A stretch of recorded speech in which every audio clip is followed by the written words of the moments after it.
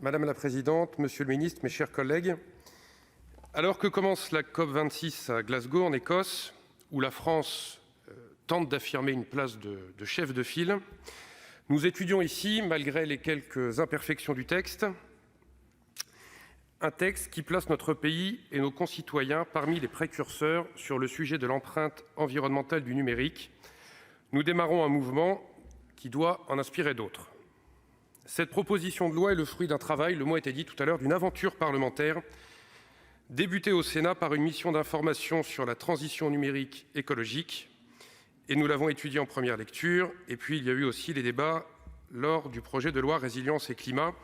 Et je veux dire à notre collègue Patrick Chaize que ce texte, il sensibilise et il éveille les consciences à un sujet qui ne va pas naturellement de soi. On peut avoir l'impression que le numérique, c'est l'ère de l'immatériel. Ben non, il y a des téléphones, il y a des écrans qui se multiplient, il y a des chargeurs, il y a des centres pour stocker les données où il faut du matériel pour les organiser. Et le numérique, il prend une place de plus en plus importante dans notre organisation de vie et dans notre quotidien. Et il représente donc maintenant un pourcentage, pas essentiel, mais non négligeable, en matière d'émissions de CO2.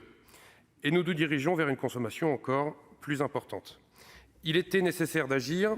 Il sera essentiel de rester attentif aux évolutions qu'on nous promet.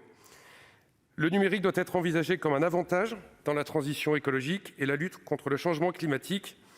Il sera d'une importance capitale dans de nombreux secteurs de nos vies, par exemple dans l'agriculture ou encore sur le travail, dans nos modes de consommation évoqués tout à l'heure par Monsieur le ministre.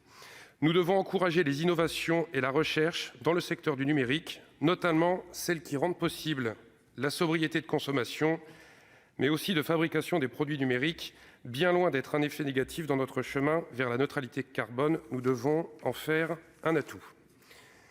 Cependant, certains points ont fait l'objet de critiques que je trouve justifiées et que je partage.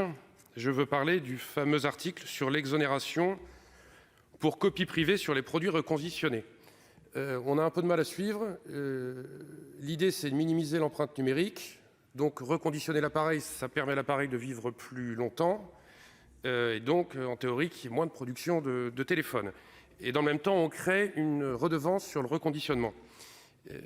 Pour un argument sur les copies privées, d'ailleurs, que j'ai un peu de mal à comprendre sur le fond, et les conséquences, on les comprend bien, c'est que ça favorise la concurrence étrangère, ça ne met pas en avant le savoir-faire français, et écologiquement, ça n'a pas de sens. Alors, on vit dans un pays qui s'appelle la France, donc d'un côté, on va aller créer une redevance, et on dit au secteur qu'on va le compenser financièrement. Bon, on aurait peut-être pu s'économiser du temps. En tout cas, monsieur le ministre, que vous aurez sûrement des précisions à apporter sur ce sujet-là.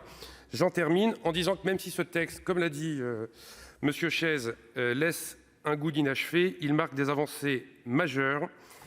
Chacun de nous reste vigilant à se montrer responsable concernant l'impact du numérique sur l'environnement.